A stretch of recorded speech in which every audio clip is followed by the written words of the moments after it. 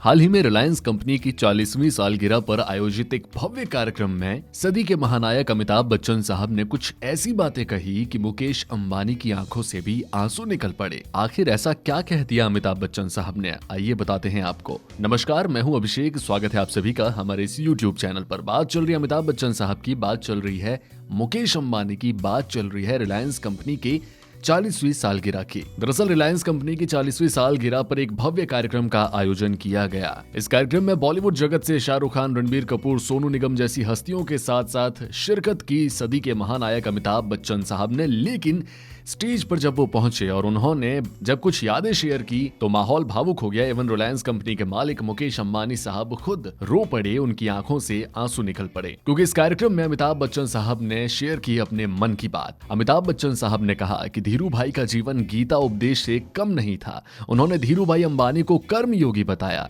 उन्होंने ये बात भी शेयर की कि जब धीरू भाई अंबानी से एक बार पूछा गया कि आप सबसे ज्यादा खुश कब होते हैं, तो उनका जवाब था कि जब हिंदुस्तान खुश होता है तब मैं सबसे ज्यादा खुश होता हूं। अपने बुरे दिनों की याद करते हुए अमिताभ बच्चन साहब ने बताया कि मैं दिवालिया हो चुका था, मुझ पर करोड़ों रुपए का कर्ज था और कुर्की का आदेश भी दिया जा चुका था। मेरा बैंक बैलेंस शून्य हो गया था, कर्ज देने वाले लगातार दस्तक दे रहे थे।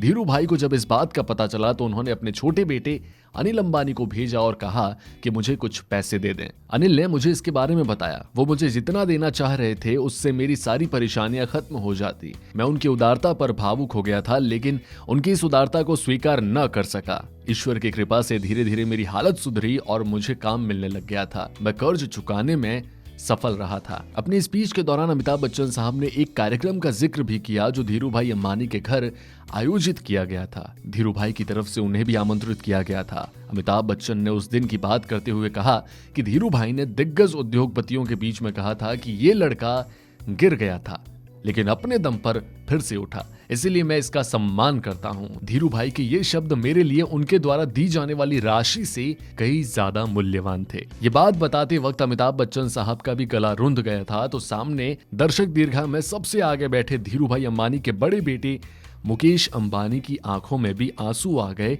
वो भी भावुक नजर आए। तो इस तरीके से अमिताभ बच्चन साहब ने धीरू भाई अंबानी से जुड़ी अपनी यादों को शेयर किया, अपने मन की बात शेयर की।